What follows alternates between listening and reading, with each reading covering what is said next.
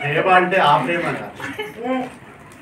ప్రేమికులు ప్రేమించుకునే ప్రేమ అంటే పొరుగు వాళ్ళు అంటే పక్క వాళ్ళని ప్రేమించలేకపోతే కనబడిన దేవుడిని నువ్వేం ప్రేమిస్తావు అంటుంది దేవుడు. ఆమేన్. హల్లెలూయా. ప్రేమించగలుగుతారా? నీ పక్కనున్న మనిషిని నువ్వు ప్రేమించలేకపోతే దేవుని ఎట్లా ప్రేమిస్తావు? ప్రేమించలేవు. ఇంకో మాట చెప్తా, ఇది చాలా డేంజర్.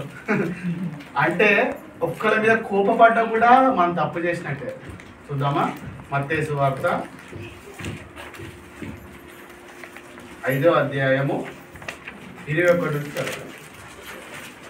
నరహత్య చేయవద్దు, నరహత్య చేయవాడు విమర్శకు లోనగునని పూర్వీకులతో చెప్పబడిన మాట మీరు విన్నారు కదా. నేను మీతో చెప్పున్నదేమనగా, తన సహోదరుని మీద కోపపడు ప్రతివాడు విమర్శకు లోనగును. తన సహోదరుని చూచి వ్యర్థుడా అని చెప్పువాడు మహాసభకు లోనగును. ద్రోహి అని చెప్పువాడు నరక. 22.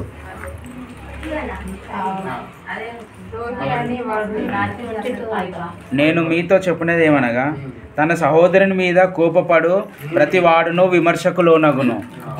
హల్లెలూయా. అంటే మనం కత్తిసి పొడిచే అవసరం లేదు. అర్థమవుతుందా? ఏమంటాడు?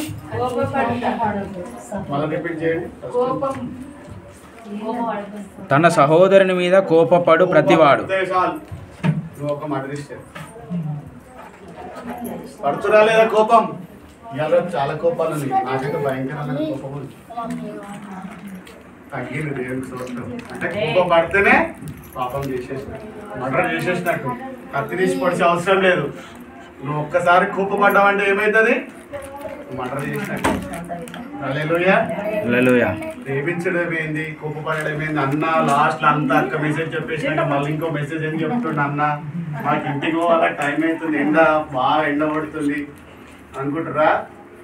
దేవుని వాక్యం హల్లెలూయా. ఏం చెప్పలేదు, రెఫరెన్స్ చూసి మీకు చెప్పింది. హల్లెలూయా. ప్రేమించాలి. సంఘంలో ఉన్న వాళ్ళు ప్రతి ఒక్కరు ప్రేమించాలి. ఒకవేళ వాళ్ళు తప్పుల మార్గంలో వెళ్తురా, వాళ్ళని గద్దించి సరి చేయాలి. హల్లెలూయా. తప్పిపోరా? తప్పిపోతారు. మనుషులు అన్నప్పుడు, శరీరం అన్నప్పుడు తప్పులు చేస్తాం, సాధ్యమే. కానీ దేవుని ప్రేమను బట్టి వాళ్ళని తీసుకురావాలి. హల్లెలూయా.